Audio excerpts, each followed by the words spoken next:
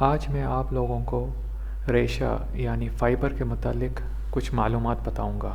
ہمیں یہ کہا جاتا ہے کہ ریشہ یعنی فائبر صحت اور جسم کے لیے بہت مفید ہے، جیسے کہ اگر کسی کو قبض، پخانہ خارج کرتے وقت درد یا تنگی، کھانے کے بعد پیٹ پھولنا، جسم میں گیس کا بننا، مقعد یعنی پخانہ کے مقام سے پخانہ خارج کرتے وقت خون نکلنا، پیٹ میں درد وغیرہ جیسی طبی حالات ہوں۔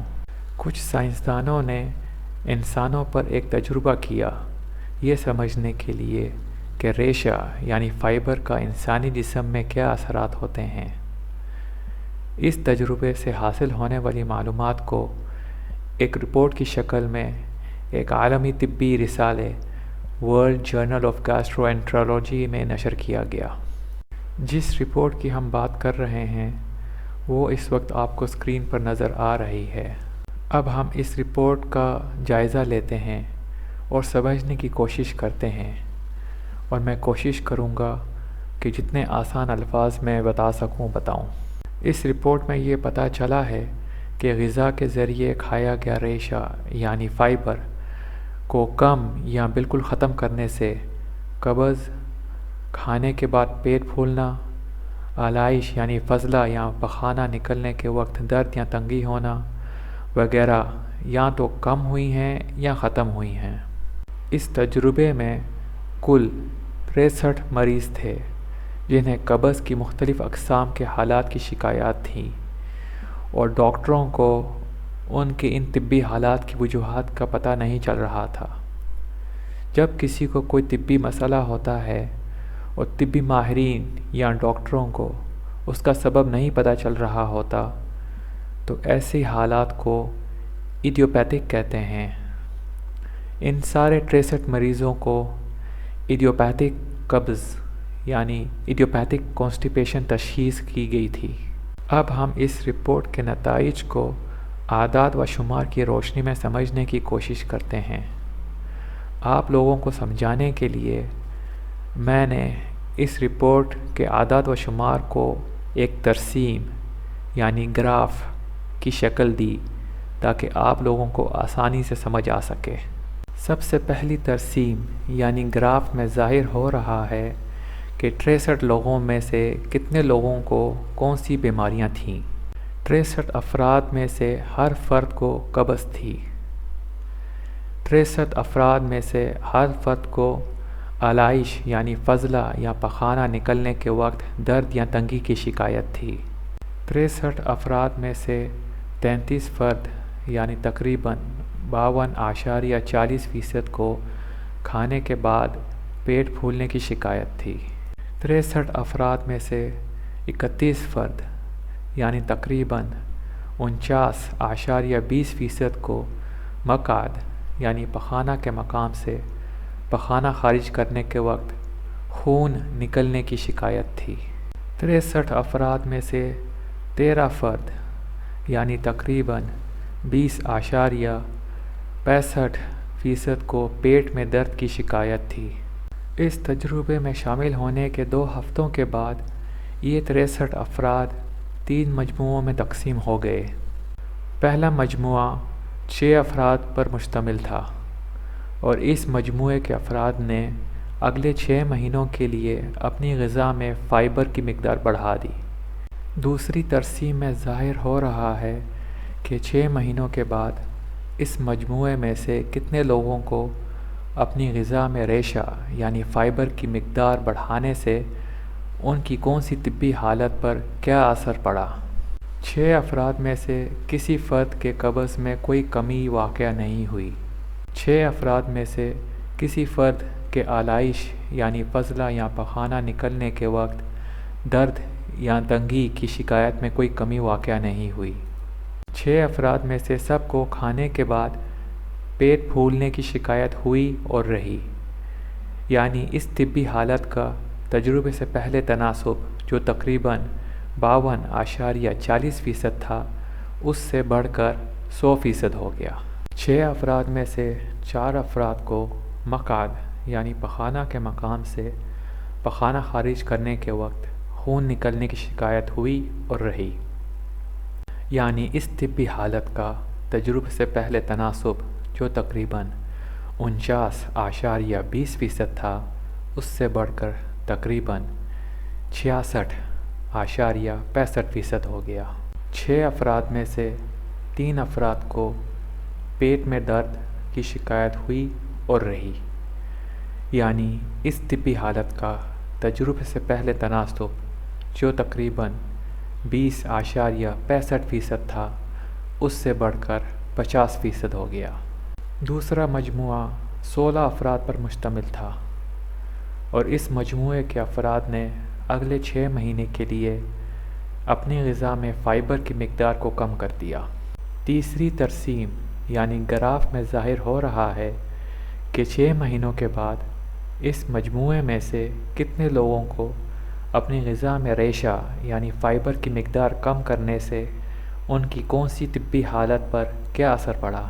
16 افراد میں سے 4 افراد میں قبض کی شکایت ختم ہو گئی۔ یعنی اس طبی حالت کا تجربے سے پہلے تناسب جو 100% تھا، وہ کم ہو کر 75% ہو گیا۔ 16 افراد میں سے 7 افراد میں آلائش یعنی فضلہ یا پخانہ نکلنے کے وقت درد یا تنگی کی شکایت ختم ہو گئی۔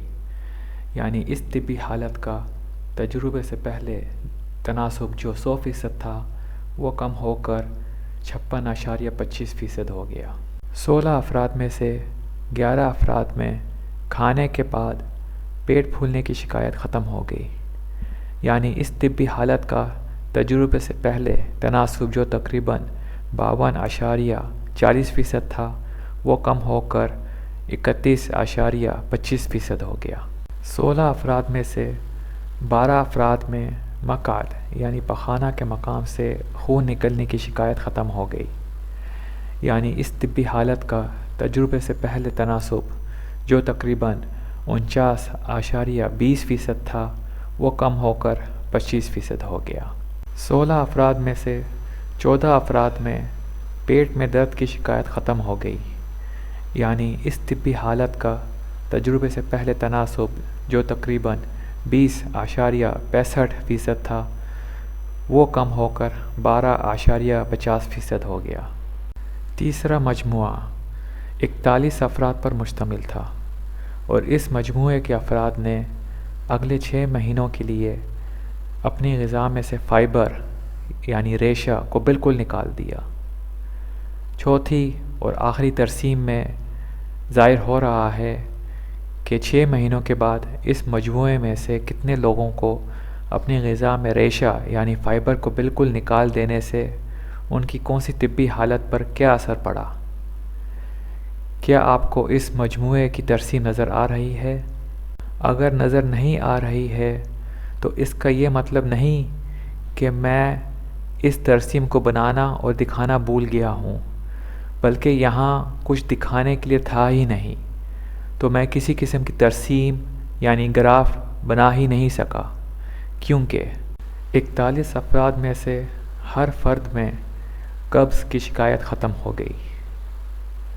41 افراد میں سے ہر فرد میں آلائش یعنی فضلہ یا پخانہ نکلنے کے وقت درد یا تنگی کی شکایت ختم ہو گئی۔ 41 افراد میں سے ہر فرد میں کھانے کے بعد پیٹ پھولنے کی شکایت ختم ہو گئی۔ 41 افراد میں سے ہر فرد میں مقعد یعنی پخانہ کے مقام سے خون نکلنے کی شکایت ختم ہو گئی۔ 41 افراد میں سے ہر فرد میں پیٹ میں درد کی شکایت ختم ہو گئی۔ اس رپورٹ میں کچھ اور معلومات بھی دی گئی ہیں۔ ہمیں جو بتایا جاتا ہے کہ قبض اور اس کے متعلقہ طبی حالتوں کو صحیح کرنے میں فائبر مدد دیتی ہے، یہ دراصل بالکل بے بنیاد سوچ ہے۔ فائبر آنتڑیوں میں پانی کی مقدار کو صحیح تناسب میں برقرار رکھتی ہے، اور اس کی وجہ سے پخانہ زیادہ سوکھے نہیں ہوتے اور خارج ہونے میں آسانی ہوتی ہے۔ لیکن دراصل حقیقت یہ ہے کہ غذا میں فائبر اور پانی کی مقدار جتنی بھی ہو، پخانہ میں نمی کا تناسب 70 سے 75% رہتا ہے۔ اب میں آپ لوگوں کو فائبر کے متعلق کچھ اضافی معلومات بتانا چاہوں گا۔ فائبر پودوں یا درختوں سے حاصل ہونے والی اشیاء میں ہوتا ہے۔ نباتات خور جانوروں میں قدرتی طور پر ان کے نظام ہاضمہ میں فائبر کو ان کے لیے پروٹین اور فیٹ یعنی چکنائی میں تبدیل کرنے کی صلاحیت ہوتی ہے۔ انسانی نظام ہاضمہ میں یہ صلاحیت بالکل نہیں، یعنی فائبر انسانی جسم میں جذب نہیں ہوتا، بلکہ جیسے اندر گیا ہے اسی طرح صرف خارج ہوگا۔ فائبر میں غذائی عناصر، وائٹامن اور معدنیات کے ساتھ جڑنے کی قابلیت ہے۔ اس کی مثال میں آپ کو اس طرح دوں گا کہ مثال کے طور پر آپ نے سبزی کے ساتھ گوشت پکایا اور گوشت میں ہر قسم کے غذائی عناصر، وائٹامن اور معدنیات موجود ہوتے ہیں، لیکن کیونکہ فائبر ان غذائی عناصر، وائٹامن اور معدنیات کے ساتھ جڑ جاتا ہے اور فائبر نے جسم سے صرف خارج ہونا ہے، جذب نہیں ہونا، تو فائبر اپنے ساتھ جو اس نے گوشت میں موجود غذائی عناصر، وائٹامن اور معدنیات کو اپنے ساتھ جوڑا ہے ان کو بھی ساتھ لے کر خارج ہوگا، یعنی جسم کو وہ غذائی عناصر، وائٹامن اور معدنیات نہیں ملیں گے۔ اس کے علاوہ ہر قسم کے سبزیوں، دالوں، اناج و دانہ، ڈرائی فروٹوں، پھلوں وغیرہ میں بنسبت گوشت اور انڈوں کے غذائی عناصر، وائٹامن اور معدنیات کا تناسب اور مقدار بہت کم ہوتا ہے اور پورا بھی نہیں ہوتا، اور انسانی نظام ہاضمہ کے مطابق یعنی بائیو اویلیبل فارم میں نہیں ہوتا، اور یہ غذائی عناصر، وائٹامن اور معدنیات سیلولوس جو کہ فائبر کی ایک قسم ہوتی ہے اس میں بند ہوتے ہیں۔ اس کی مثال میں آپ کو اس طرح دوں گا کہ مثال کے طور پر آپ نے پالک یا کسی قسم کی سبزی پکائی۔ اب جیسے کہ میں نے آپ کو کچھ دیر پہلے بتایا ہے کہ انسانی نظام ہاضمہ میں فائبر کو استعمال کرنے کی صلاحیت نہیں، اور فائبر نے صرف جسم سے خارج ہونا ہے، اور کیونکہ انسانی جسم میں فائبر کو استعمال یا توڑنے کی صلاحیت نہیں، تو جسم پالک میں موجود غذائی عناصر، وائٹامن اور معدنیات جو سیلولوس کے اندر موجود ہیں انہیں جسم میں جذب کرنے کے لیے سیلولوس سے خارج یا الگ نہیں کر سکے گا۔ یہ تھا فائبر کے متعلق کچھ معلومات۔ ان معلومات کو سمجھتے ہوئے ذرا سوچیں کہ کیا آپ اپنا قیمتی وقت، پیسے اور وسائل استعمال کر کے اپنے آپ کو اپنے ہاتھوں سے نقصان تو نہیں پہنچا رہے ہیں؟ کیا آپ اپنا قیمتی وقت، پیسے اور وسائل ان چیزوں پر خرچ تو نہیں کر رہے ہیں جن سے آپ کو یا تو کم غذائیت ملے گی یا بالکل نہیں ملے گی؟ میری پچھلی نشر کی گئی ویڈیو جو آپ کو اسکرین پر اس وقت نظر آ رہی ہے اس کا تعلق بھی اسی موضوع سے ہے، اور میں اس کا رابطہ نیچے تفصیل والے خانے یعنی ڈسکرپشن سیکشن میں بھی دے دوں گا۔ مجھے خود ہر قسم کے فائبر سے مکمل اجتناب کیے ہوئے 1 سال اور 5 مہینے ہو گئے ہیں، اور مجھے اب تک قبض یا اس سے متعلقہ کسی قسم کی بیماری نہیں ہوئی۔ میرا آپ لوگوں کو یہ معلومات بتانے کا مقصد یہ نہیں کہ جیسا میں کر رہا ہوں آپ بھی اسی طرح کریں، بلکہ جو معلومات میں دے رہا ہوں اس کو سمجھیں اور پھر فیصلہ کریں کہ کیا آپ دی گئی معلومات کو نافذ کرنا چاہتے ہیں۔ عاقل بنیں اور صحیح کھائیں، کم نہ کھائیں۔